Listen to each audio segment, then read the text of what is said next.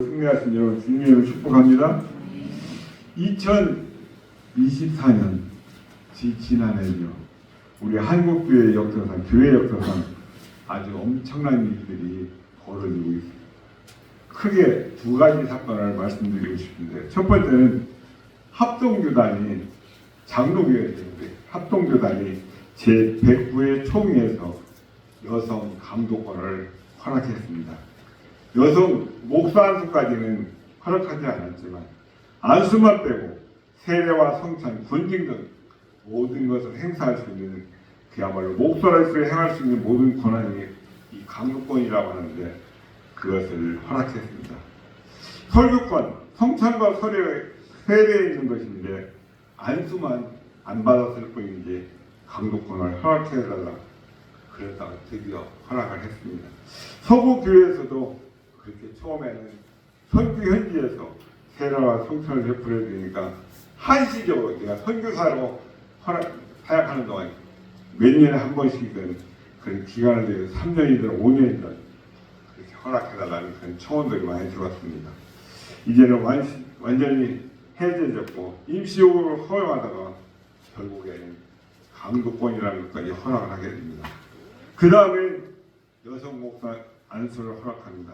그 다음에 동성애를 총회가 공식적으로 허용하는 단계로 넘어가는 걸 봅니다.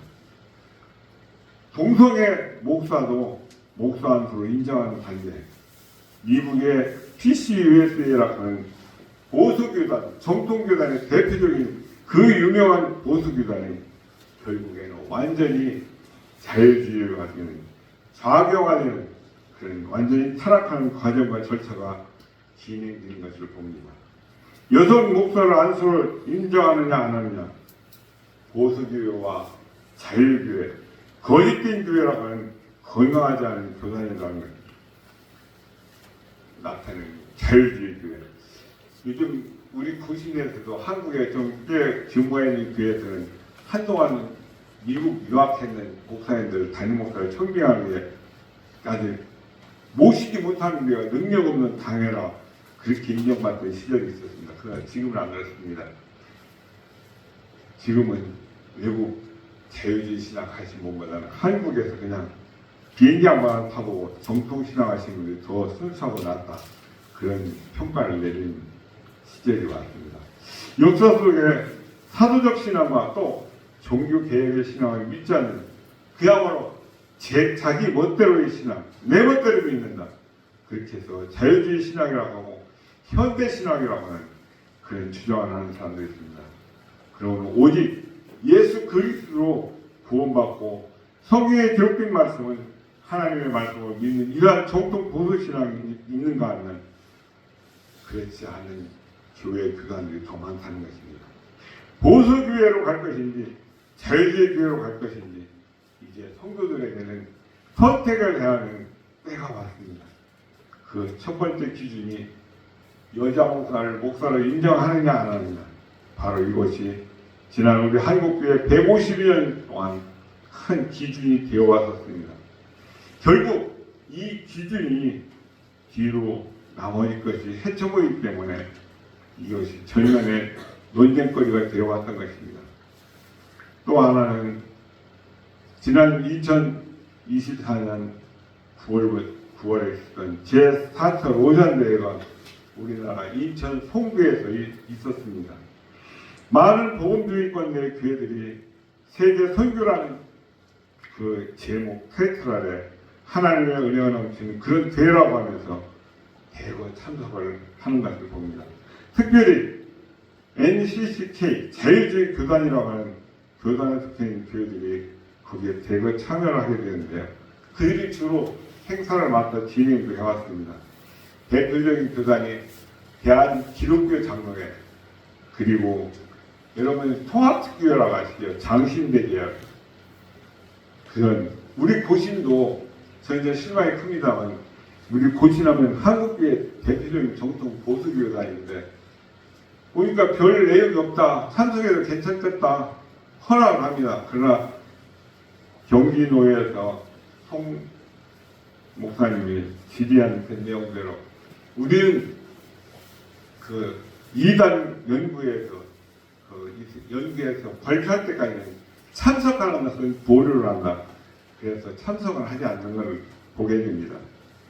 합동층은 교회, 그 다음에 하나씩 하나씩 무너지는 것을 보게 되는데요.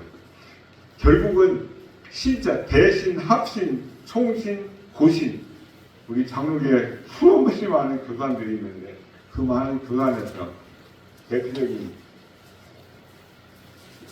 1000개에서 2000개 이쪽 저쪽 되는 그런 교단들 한 10,000개 교단이 연합을 해서 연구를 해가지고 이단이다 요 목록도 발행해내고 그런 보수교의 대표적인 교단인데 거기에 참석하지 않는 것을 봅니다. 이 자유주의 교단이라고 하는 것들은 기장, 매기 로잔 대회라든가 WCC를 우리가 반대하고 이단이라고 하냐면 참 심각합니다. 우리 성도님들은 그런 거 모르고 자기가 나가는 교회 목사님이 참 우리 교회는 그렇지 않다. 물론 그렇지 않은 교회들이 있어야 되죠. 있겠지요. 그런데 그러면 뭐합니까? 자기 소속 대표들 거기서 목소리를 못하고 우리를 지지한다고 그런 공범이 있는 것입니다. 그렇지요? 내가 아니다 할 때 아니다 그건 맞다. 맞다 할 때 아니다라고 할 수 있어야 되는데 그걸 못한다는 것이죠. 롤란드님이 마이클 로락 하는 그 유명한 대표자가 2013년에 WC 총회에 참석해서 축하 연설을 하는데 그도 결국 로잔도 WCC와 동일한 신학적 입장을 취하고 있고 모든 국제 활동을 그들과 함께 하겠다고 총회에 참석해서 기조 연설에서 선언을 합니다. 더 이상 무슨 증거가 필요하겠습니까? 이 단체 회장을 맡았던 영국의 존 스투터 목사라고 저도 이제 신경 다닐 때 그분 CD 책을 사서 읽어봤는데요.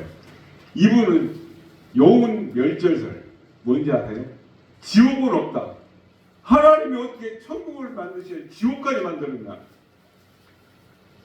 말이 됩니까? 성경에 완전히 배제되는 거죠. 우리나라 1974년인가 72년인가 여의도 무슨 게 있었죠? 엑스포. 그때 누구니까 그 유명한 빌리 그레이엄 목사님. 그분 입에서 뭐라고 나오는지 아닙니까? 모든 종교에 다 구원이 있다. 성경에 오직 예수 그리스도에는 구원이라는 이름을 준 적이 없다고 하나님 분명히 말씀하셨는데 여러분 정신 바짝 차려야 됩니다. 제가 이번 주간 잠을 못 잤어요. 이걸 설교를 해야 되나 말아야 되나 너무 충격받으실 것 같아서 저는 그러면서 참 저희 교회는 복 받은 교회다. 이 고시교단에서 그야말로 평생을 뼈는 두 분 어르신 목사님들은 모시고 함께 목회한다는 게 너무나도 감사하게 느껴지더라고요. 저도 성결교회에서 출발해서 합동 통합 지장에서 장로 제2연수 장로 피택한다고 오시는 거기서 제가 7위까지 받고 충격까지 당했습니다만 고신에 와서 목회한다는 게 얼마나 행복한지 다행인지 제가 참 바보라고 모두 배부르다는 그런 생각도 해봤습니다. WCC의 문제점 7가지를 제가 준비해서 한번 얼마만큼 이들이 비성경적인지를 파헤치는 그런 공부하는 기회를 한번 갖도록 하겠습니다. 이 자유주의 신학들이 동성애자를 주장하는 그 모든 표현들 다 들어가 있는 것을 봅니다. 젠더라는 말 많이 들어보셨죠? 젠더가 뭡니까? 성소수자? 성소수자가 뭐예요? 나는 생각할 때 나는 남자인데 나는 남자인 아니 여자인 것 같다. 그게 뭡니까? 그들이 주장하는 거예요. 심리학적 성이라는 거예요. 심리학적 성이 어디 있어요? 네? 그 동성애자들이 만든 아주 특별한 용어 젠더 우리 보수교단에서 사용하지도 않는다는 겁니다. 남성이야 여성이야 그렇게 표현하면 되는 것이지 젠더라고 하는 우린 성, 섹스, 남자, 여자, 남성, 여성 그렇게 번역을 합니다. 이 사람들의 의미를 교묘하게 집어넣어서 심리적인 나는 남자가 아니라고 생각한다. 나는 여자라고 생각한다. 내 마음이 그렇다는 거예요. 그럼 그 사람이 여자고 남자고 남자가 여자인 것입니까? 그런 용어를 슬쩍 집어넣어서 동성애에 대해서 분명히 성경적으로는 문제는 있다. 그렇지만 이런 동성애자들에 대한 부분에 대해서도 그동안 정통교회가 그들을 핍박하고 동성애자들을 괴롭힌 것에 대해서 우리는 애통하고 우리는 회개한다. 뭘 회개해요? 그래. 그들이 회개해야지. 우리 쪽에 동성애를 비판하는 것에 대해서는 회개한다는 그런 강력한 단어를 사용하는 대신에 동성애자들이 갖고 있는 동성애성을 그것에 대해서는 애통한다. 이런 표현. 함정입니다. 함정. 말로 뻔질을 하게 해요. 우리는 회개해야 돼요. 회개를 해요. 그들은 애통하고 아파야 된다. 우리는 회개의 죄 관점에서 자학을 하고 있고 그들은 사회적인 심리적인 관점에서 조금 불편한 쪽으로 표현을 접근해서 다루는 것을 봅니다. 아주 등골이 오싹한 그런 표현들이 담겨있는 것을 봅니다. 사도 바울이 로마서에서 뭐라고 합니까? 왜 동성애를 가장 무서운 죄라고 전면에 내세우고 있겠습니까? 동성애까지 포함해서 죄의 목록에 집어넣은 것은 참아 놀라운 일이다. 이 일반 성도들이 신학적인 표현까지 다 깊이 인식하겠습니까? 전문적인 용어들인데 이거는 그야말로 자유주의 신학을 하는 사람들이 쓰는 용어입니다. 사회적 귀족들이 주로 참여했던 그런 동성애 그룹들 그들의 행태를 죄의 목록에 집어넣는 것은 참 대단한 놀라운 일입니다. 그런 특수한 영역에 있던 그 죄가 아니라 동성애는 성경에서 인간의 본성에 그는 그 근원적인 문제에 있어서 죄라고 지적을 하고 있는 것을 우리는 기억해야 됩니다. 그냥 여자들이 없는 로마 군인들 그 사회에서 아니면 귀족들 사이에서 여자 대신 남자 어린애들을 데리고 놀았던 그런 특수계층의 사람들이 빠졌던 그런 죄를 보편적인 죄로 목록으로 보편하신 게 놀랍다. 어떻게 보면 바울 혼자 생각해봐. 바울이 참 교묘하게 끌어다녔다. 바울을 지금 탓하고 있는 그런 발언을 하고 있습니다. 이건 현대 신학자들이 그야말로 자유주의 신학자들이 동성애는 사회적인 그런 아픔 정도이지 건강한 것은 아니다. 그러나 그것을 죄라고 말하는 것은 문제가 있다. 그럴 때마다 썼던 방법이고 말입니다. 아이들 데리고 성적인 농락을 했던 군인들이나 몇몇 특수계층의 사람들이 했던 그 잘못. 성경에는 거짓말하지 말라, 살인하지 말라 이런 보편적인 죄의 목록으로 이 동성애를 끌어다 붙인 것 놀랍다. 바울을 꼬집어서 비판하는 그런 말입니다. 로마서가 그런 특수한 계층에 있는 일부의 사람들의 잘못을 지적하는 것입니까? 로마서 1장, 2장, 3장 함께 싸집어서 제가 설교를 드렸죠. 인간의 근원적인 원죄 그리고 전적인 부패를 지적하는 말씀입니다. 그 점에 특별히 이 동성애는 그 모든 죄악들이 폭발하는 아주 강력한 사회적 붕괴를 암시하는 그런 특별한 무서운 죄라고 지적을 하고 있다고 말씀을 드렸습니다. 왜 동성애만 갖고 그러냐? 거짓말도 죄인데 그러나 비중이 다르다는 것을 우리는 기억하셔야 됩니다. 로마서도 이 동성애를 모든 죄의 대표로 다루고 있는 것. 바울이 잘못한 것인가? 죄의 잘못을 설정한 것처럼 바울을 비판하는데 아주 그럴듯한 표현을 쓰면서 이 로잔교회가 우회적으로 동성애는 아픔이지만 죄는 아니다.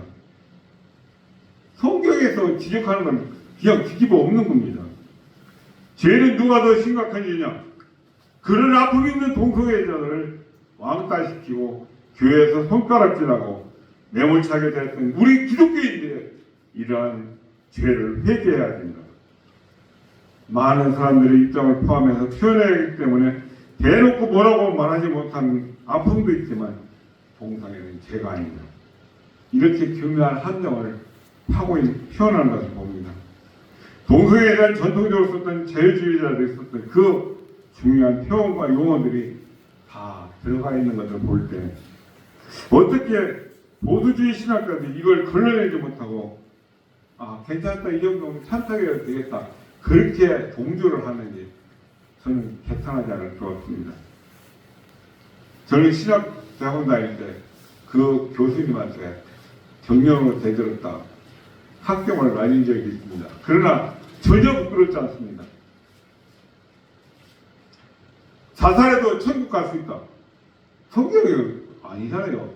자살하면 내가 내 생명이 내가 주인이면서 하나님이 주인이시지. 그러나 포괄적으로 나는 자살해도 그 사람이 평소에 신앙을 어떻게 했는지 그 부분은 하나님께 달렸다. 이 정도까지는 제가 용납을 하겠습니다. 그럼 자살해도 천국 간다. 자살 부추기는 거 어떻게 더 됩니까? 그러고 대들었다가 제가 학점을 나눈 적이 있습니다. 현대 신학을 공부하지 않았다 할지라도 성경을 제대로 읽고 이해하신 분이라면 자살은 죄다라는 그런 판결, 동성애는 죄다라는 분별을 할 수 있을 것이라고 생각되는데요.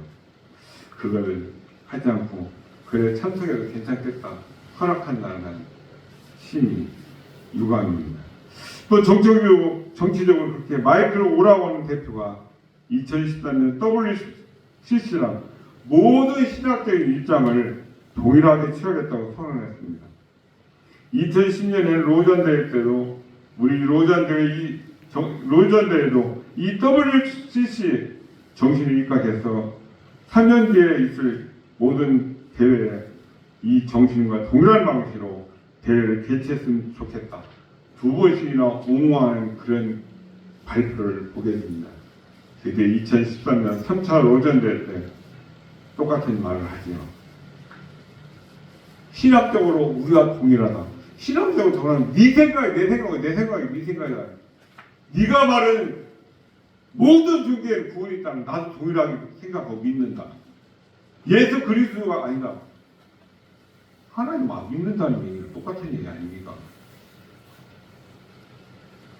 우리나라 WCC의 자문위원이 영성교회 김상환 목사님입니다. 그분의 마지막 행적을 한번 잘 살펴보십시오. 우리는 다 답이 나옵니다. 시골에서 4-5명 성도 가라고 평생 목회하신 목사님, 그 사람들 눈에는 발 밑에 때처럼 여기겠지만 하나님은 제가 볼 때는 성경으로 봤으면 하나님은 그분들을 더 기뻐하시고 다이아몬드 같이 생각하시고 큰 교회에서 평생 띵가띵가하고 그 사람들 감히 제가 이런 말씀드리기 서구스럽습니다. 하나님 앞에 가서 뭐 받을 게 있을는지 안타깝습니다. 그래서 우리 한국교회 보수교단 합신, 총신, 대신 우리 고신에서는 WCC를 이단적인 단체라고 총회에서 아예 선언을 하는 것을 봅니다. 진보적인 단체들만 WCC가 아주 세계 평화를 위해서 세계 이치와 사랑을 나누는 그런 단체라고 옹호할 뿐인 것이죠.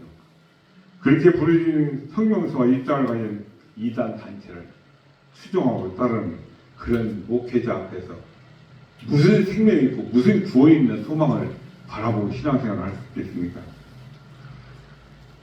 그렇기 때문에 보수교단과 보수교회와 자유교회 나누는 가장 첫 번째 기준은 여자 목사를 인정하느냐, 또 하나는 WCC를 인정하느냐, 그게 갈림길입니다. 많이 볼 것도 없습니다. 이 두 가지만 보면 답이 나옵니다. 혹시 저와 여러분들 주변에 친척들이나 친구들 아는 이웃들이 이들에게 소속해 있는 교단 교회에 출석한다면 빨리 가셔서 신속하게 우리 교회 안 와도 좋으니까 다른 보수교단 교회로 이동할 것을 권면을 해야 될 것입니다. 아니 내가 우리 집안에 조상 몇 대, 아니 내가 여기 몇십 년을 다녔는데 정 때문에 아닙니다. 루터나 칼빈이 카톨릭 신부였습니다. 하도 망할 짓들을 하니까 튀쳐나와서 개신교로 나와라. 교황은 음녀다. 교황은 마귀다라고까지 설교를 하기 시작한 적그리스도라고 설교를 하는 것을 봅니다. 내가 여기서 오래 살았으니까, 내가 직분이 이렇게 맡은 게 있으니까 영원히 살고 싶고 하는 문제입니다. 내가 죽고 사느냐 문제가 달려있는 것입니다. 체면 때문에요. 우리는 선을 넘었다라고 생각하면 이제 튀쳐나와야 삽니다. 하나님의 진노가 소돔과 고모라 성에 떨어질 때 같이 심판받고 멸망했던 것을 봅니다. 기독교는요, 생명에 관한 문제입니다. 내 가족, 내 자녀들, 죽고 사는 문제, 영혼 문제가 달려있기 때문에 우리는 신중하게 생각하고 판단하고 결정해야 됩니다. 예수 그리스도를 버리는 그런 선을 넘게 되기 때문에 그 선의 기준은 WCC를 인정하느냐, 여성 목사를 안수하는 걸 인정하느냐, 그게 인정되는 교파, 허락되는 교회와 교파는 대부분이 성경의 무성을 믿지 않습니다. 예수 그리스도만이 오직 구원을 받는다는 것을 믿지 않는다는 것입니다. 오직 은혜로 믿음으로 구원받는다는 것을 믿지 않습니다. 그게 가장 핵심이고 중요한 판단 기준이고 문제점이라는 것입니다. 저는 모름지기 감히 한국교회는 이 두 사건 때문에 타락과 쇠락의 아주 급속하게 맞게 될 것이라고 생각합니다. 짧게는 5년, 길게는 10년 안에 한국교회 지금 현재 있는 90% 이상의 교회들이 자유주의 교단과 교회들이 지배하게 될 것입니다. 묶인 것이라도 들어가죠. 나머지 한 10% 남짓되는 그런 보수교단, 이제는 모든 풍파와 기반을 맞이해야 할 때가 왔습니다. 아마도 지금 우리가 보는 기독교 역사에서 코프교들, 그런 지하교에 들어갔던 그런 시절이 우리 보수교단 성도들이 감수해야 될 시절이 오지 않았나, 오고 있지 않나, 저는 그렇게 생각을 합니다. WCC는 이단입니다. 그 주장을 반대했던 교수들이 은퇴하고 물러가고 나서 WEA라는 새로운 단체가 등장하는데요. 그거는 괜찮더라. 많은 교수들이 빨리 가입해서 참석해달라고 그렇게 얘기를 하고 있는 그 와중에 총신 유명한 교수님, 우리 교신에서 가신 박일선 박사님이라든가 박형용 박사님이 살아계실 때는 WCC는 친이단 단체다. 친복음주의 운동을 펼치는 그들 WCC, WEA와는 절대 어떤 것도 나누지 말고 함께하지 마라. 그렇게 목숨 걸고 부르셨을 때 아무도 총신에는 기웃거리지도 않았는데 그분들이 돌아가시고 나니까 앞다투어서 감투 쓰겠다고 영에 자기 하나 바라고 걸리 뛰어드는 그런 모습들을 봅니다. 그래도 합동을 중심해서 총신학신 대신 부신 약 1만 개가 넘는 교회들이 함께하면서 거기서 연합을 해서 이단 목록들을 연구해서 발표했고 이 큰 보수교단이 그래도 같은 방향으로 이끌어가는 힘이 거기서 뿜어져 나왔는데 이제는 합동이 무너졌습니다. 어떻게 해야 될지 참 당황스럽습니다. 보수 신앙을 표방하는 저와 여러분 또 많은 성도들은 앞날이 어찌 될지 두렵기도 합니다. 우리는 하나님 앞에 울부짖으며 도와달라고 기도하는 그런 성도가 되겠습니다. 그래도 그토록 보수신앙을 외치며 지켜왔던 목사님들과 신학자들이 있다는 것, 그런 설교를 듣는 성도들이 이제는 엘리야의 남은 7,000명과 같은 그런 역할을 감당해야 될 시대가 왔습니다. 저와 여러분 시대도 꿋꿋하게 그래도 살아남을 수 있도록 그리고 우리의 자손들을 위해서 기도하셔야 될 때가 왔습니다. 언젠가 90%가 넘어간다면 고수교회를 평하는 저와 여러분, 우리 후손들은 이제는 지하교회로 숨어들어야 될지는 모르겠습니다. 머지않아서 그들의 입술에 입가에 우리가 이단이라고 지목받을 수 있는 그런 상황이 올지도 모르는 그런 시대가 왔다라고 저는 감히 말씀을 드립니다. 참으로 통탄할 일이죠.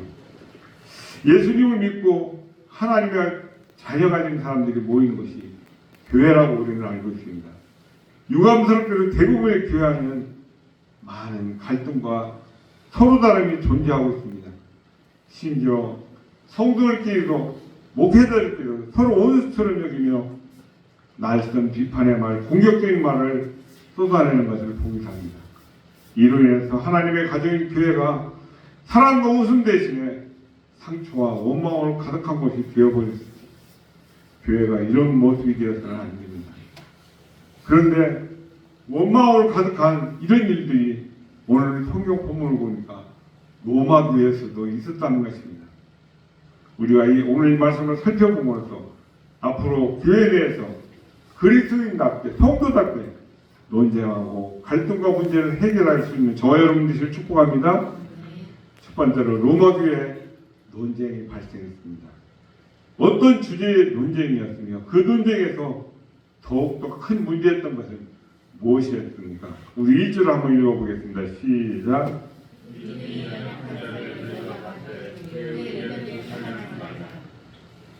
믿음이 연약한 자를 받고 그의 의견을 비판하지 말라는 말씀으로 위로 짐작해보면 로마 그리스도인들 가운데 무엇인가를 가지고 논쟁이 발생했다는 것을 우리는 눈치챌 수가 있습니다. 믿음이 연약한 자가 누구인지에 관해서는 구체적인 말씀이었습니다.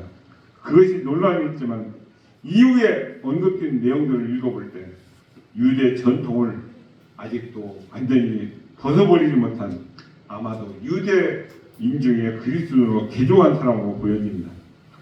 2절과 3절에는 음식에 관한 언급이 나오는데요. 어떤 사람은 모든 것을 먹을 만한 믿음이 있고 믿음이 연약한 자는 채소만 먹느니라. 먹는 자는 먹지 않는 자를 업신여기지 말고 먹지 않는 자는 먹는 자를 비판하지 마라. 이는 하나님이 그를 받으셨습니다. 유대인들은 구약의 율법을 따라서 먹을 수 있는 음식과 먹을 수 없는 음식을 철저하게 구별하고 유명한 사람들이었습니다. 5절 6절에서는 특별한 날에 관한 언급이 나오고 있는데요. 어떤 사람은 이 날을 전날보다 낮게 여기고 어떤 사람은 모든 날을 같게 여기나니 각각 자기 마음으로 확정할지니라. 나를 중히 여기는 자도 주를 위하여 중히 여기고 먹는 자도 주를 위하여 먹으니 이는 하나님께 감사하며 먹지 않는 자도 주님을 위하여 먹지 아니하며 하나님께 감사하니라. 음식과 마찬가지로 특정한 날을 지키는 것도 유대인들의 매우 중요했던 것입니다.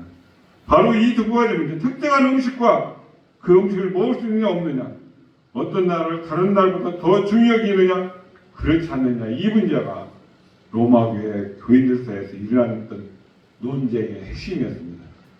그렇지만 그 논쟁 자체보다 더 큰 문제가 있었던 것을 알 수 있습니다. 그것은 논쟁에 언급되는 사람들이 자신보다 다른 사람을 비판하고 업신여겼다는 사실입니다. 1절을 다시 한번 보시면 업신여기다 비판하다는 말이 나오고 있습니다. 로마 교회에서 발생한 논쟁이 서로를 날선 칼날같이 면도날같이 말로 비판하고 업신여고 심지어는 공동체 안에서 배척하는, 나는 너 같은 것도 상종 안 한다, 그런 상황까지 이어졌다는 것입니다. 아주 심각한 문제죠. 오늘날 우리 교회 안에도 많은 논쟁과 갈등이 벌어집니다. 사람 간의 의견은 얼마든지 다양할 수 있지만 그 의견 차이를 인해서 비판하고 업신여기고 심지어 미워하고 결국 교회까지 나눠지는 그런 일들이 비일비재 일어나는 것을 봅니다. 참으로 심각한, 그러면서도 부끄러운 일이 아닐 수 없는 것이죠. 두 번째로 바울은 무엇이라고 권면을 하고 있습니까? 또 그렇게 권면하고 있는 근거는 무엇입니까? 우리 1절 다시 한번 봅니다. 믿음이 연약한 자를 너희가 봤되 그의 의견을 비판하지 마라. 사도 바울이 논쟁하는 이 제사장들에게 말하는 뜻은 분명합니다. 믿음이 연약한 자를 받고 그들의 의견을 비판하지 말라는 것입니다. 3절 한번 읽어볼까요? 시작. 먹는 자는 먹지 않는 자를 업신여기지 말고 먹지 않는 자는 먹는 자를 비판하지 말라. 이는 그 하나님이 그를 받으셨습니다. 바울은 서로 다른 사람, 생각이 다른 사람을 업신여기지 말고 비판하지도 말라고 합니다. 왜 그렇습니까? 그 근거가 두 가지입니다. 첫째는 3절 하반절에 나오는 대로 이는 하나님께서 그를 받으셨다. 하나님께서 그를 인정하셨다는 것입니다. 가장 높으신 하나님께서 이미 받으신 그 사람인데 감히 사람이 어떻게 그를 업신여기고 비판할 수 있겠느냐는 그런 말씀이죠. 두 번째는 4절에 있습니다. 남의 하인을 비판하는 건 누구냐? 그가 서 있는 것이나 넘어지는 것이 자기 주인에게 있음에 그가 세움을 받으리니 이는 그를 세울 권능이 주께 있습니다. 다른 사람의 하인까지도 비판할 수 없다는 것입니다. 그가 무엇을 하든 어떻게 하든 그것을 그 주인이 알아서 판단할 일이라는 것입니다. 우리가 다른 사람을 비판하고 업신여기는 것은 하나님이 인정하시는 사람을 비판하고 판단하고 하는 것과 같다는 것입니다. 심각한 월권 행위인 것이죠. 교회 안에서는 혹은 구역과 기관 같은 모임에서는 다른 사람을 비난하고 비판하고 갈등하는 일들이 많이 있는 것을 봅니다. 그런데 오늘 말씀을 보면 그런 일들이 하나님 앞에서 너무나 큰 잘못이고 심각한 하극상이 된다는 것을 우리는 깨닫게 됩니다. 우리는 나와 생각이 다르다고 해서 다른 사람들을 무시하거나 비판하지 말아야 되겠습니다. 그를 받으시고 다스리시는 하나님을 먼저 생각해야 될 것입니다. 다른 사람에 대해서 선을 넘는 비난은 하나님 앞에서 참으로 잘못된 부끄러운 일이라는 것을 기억하십시오. 세 번째로 어떤 종류의 논쟁이든 관계없이 교회 안에서 논쟁이 있을 때 그리스도인이 있어서 반드시 가져야 할 제 자세가 무엇입니까? 우리 7절에서 9절 말하고 있는데요. 우리 한번 7절에서 9절까지 읽어보겠습니다. 시작. 우리 중에 누구든지 자기를 위하여 사는 자가 없고 우리가 살아도 주를 걸고 죽어도 주를 위하여 죽나니 그러므로 사는 죽으나 우리가 주의 것이로다. 이를 위하여 그리스도께서 죽었다가 다시 살아나셨으니 곧 죽은 자와 산 자와의 주가 되시었습니다. 우리는 절대 나 자신을 위해서 살아서는 안 됩니다. 왜 그렇습니까? 그리스도께서 저와 여러분을 위해서 죽으셨고 부활하셔서 모든 사람의 주가 되셨기 때문입니다. 그리스도는 저와 여러분 우리 모두의 삶의 주인이십니다. 아멘. 우리는 우리 주인 되신 예수 그리스도를 위해서 살아야 되지 나 자신을 위해서 살아서는 안 된다는 것입니다. 우리는 살아도 주를 위해서 살고 죽어도 주님을 위해서 죽어야 합니다. 이 말씀은 교회 안에서 논쟁이 일어날 때 그리스도에서 어떤 자세를 가져야 하는 것에 대해서 매우 중요한 두 가지를 가르쳐야 됩니다. 그 첫째는 내가 그토록 주장하는 것이 과연 주님을 위한 주장인지 깊이 생각해 봐야 된다는 것입니다. 교회 내에서 갈등이 빚어지고 논쟁이 벌어지면 많은 경우 감정 싸움으로 가는 것을 봅니다. 내 자존심, 감히 내가 잡는데 내가 목사인데 어디?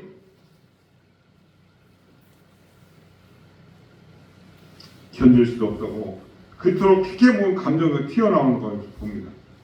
이론으로는 믿음을 말하고 주님을 말하지만 실제로는 자기 속에는 인간적인 감정을 끄집어내서 싸우는 것을 봅니다. 참 부끄러운 일이죠. 살아도 주를 위해서 죽어도 주를 위해서 살아가는 죽겠다라고 말하는 사람들이 실제는 자기 감정에 이끌려서 논쟁하고 다른 사람을 비난하고 업신여기는 것을 봅니다.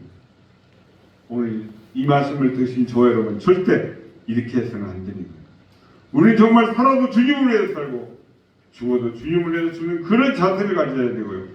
그런 마음으로 우리 자신의 이기적인 육적인 자아를 날마다 죽여야 될 줄을 믿습니다. 우리가 그런 자세를 갖는다면 논쟁이나 갈등은 우리 주변에서 발생하지 않게 될 것입니다. 두 번째는 나와 논쟁하고 갈등 관계에 놓은 그 사람들을 대하는 나의 자세가 주님을 위한 것인지 생각을 해봐야 된다는 것입니다.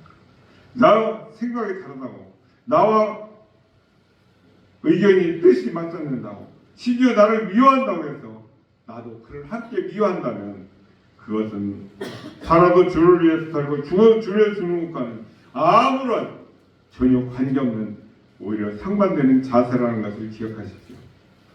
그 사람을 위해서도 주님이 죽으셨다는 것을 기억해야 됩니다. 주를 위해 나와 생각이 다른 사람들을 품어주고 용납해 줘야 되는 게 우리의 삶의 자세인 것입니다. 그것이 나의 주인 되신 주님을 기쁘시게 해드리는 삶이고요. 주님을 위해 사는 삶이라는 것을 꼭 기억하시길 부탁드립니다. 마지막으로 네 번째, 사도 바울은 이 형제를 비난하고 업신여기는 그 사람들에게 무엇을 상기시켜주고 있습니까? 우리 10절에서 12절 함께 읽어보겠습니다. 이렇게 말하고 있습니다. 시작. 네가 어찌하여 네 형제를 비난하느냐? 어찌하여 내 형제를 업신여기냐? 우리가 다 하나님의 심판대 앞에 서리라 기록되었을 때 주께서 이르시되 내가 살았느니 모든 무릎이 내게 꿇을 것이요 모든 혀가 하나님께 자박하리라 하였느니라. 이러므로 우리가 각 사람이 자기 일을 하나님께 짓고 하리라. 결국 우리 모두가 하나님의 심판대 앞에 설 날이 있다는 것입니다. 우리 형제를 비난하고 업신여긴다면 하나님의 심판대 앞에 서서 우리의 입으로 하나님께 뭐라고 말씀드릴 수가 있겠습니까? 하나님의 심판대 앞에서는 우리 각자가 자기 일을 하나님께 직접 말씀드려야 한다고 말합니다. 그때 우리는 부끄러움을 당하지 않도록 하나님의 책망을 받지 않도록 오늘 형제를 너그럽게 대하시기를 부탁드립니다. 나와 생각이 다르고 나와 생각하는 방식이 다른 사람도 우리 용납해야 됩니다. 바울 사도는 빌립보서 4장 5절에서 이렇게 말합니다. 너희 관용을 모든 사람에게 알게 하라. 주께서 가까우시니라. 그렇게 말하고 있습니다. 주님 앞에 설 날이 점점 다가오고 있는 저 여러분, 우리는 관용을 베풀며 살아야 되겠습니다. 사람들을 너그럽게 대하고 비판한다거나 업신여기지 말아야 되는 또 다른 이유가 있습니다. 설령 어떤 주제를 놓고 논쟁을 하고 서로 갈등을 빚어도 두 사람이 모두 예수님을 믿고 구원을 받았다면 언젠가는 천국에서 다시 만나게 될 것이기 때문입니다. 땅에서 끝으로 미워하고 반목하고 서로 목표를 높이면서 비판하고 업신여기는 그 사람을 천국에서 다시 만난다면 얼마나 부끄럽고 민망할까요? 같은 믿음을 가지고 같은 천국을 소망하며 살아가는 사람들은 천국에서 어색한 만남을 갖지 않기 위해서라도 서로를 사랑하고 이해하며 노력하며 관용을 베풀어야 될 줄 믿습니다.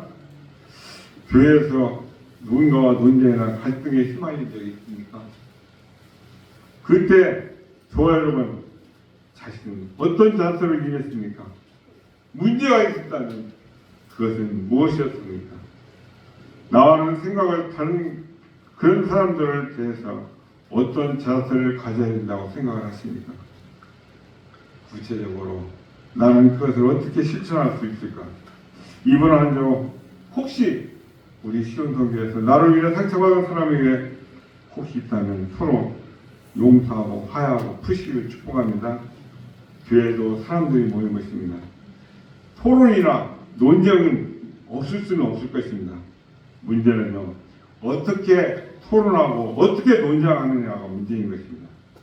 나와 다른 생각을 가졌다고 해서 비난하거나 업신여기는 그런 미숙한 태도를 가진다면 그것은 자신도 죽는 길이고 상대방도 죽는 길이고 결국 그리스도의 몸인 교회에 큰 위해를 가하는 행동이 되는 것입니다. 반면 나와 다른 생각을 가진 사람의 말을 존중하고 귀를 기울인 성숙한 태도를 가진다면 모두가 살게 되는 것이고 교회도 성장하게 되는 계기가 될 줄 믿습니다. 바로 저와 여러분 모두 살리고 또한 유익하게 하는 성숙한 태도로 우리가 너그러운 마음 품어주는, 그래서 우리 주님을 기쁘시게 되는 주님의 제자들이 다 되시기를 주님의 이름으로 축복합니다. 자비로우신 아버지 하나님, 은혜와 사랑을 감사드립니다.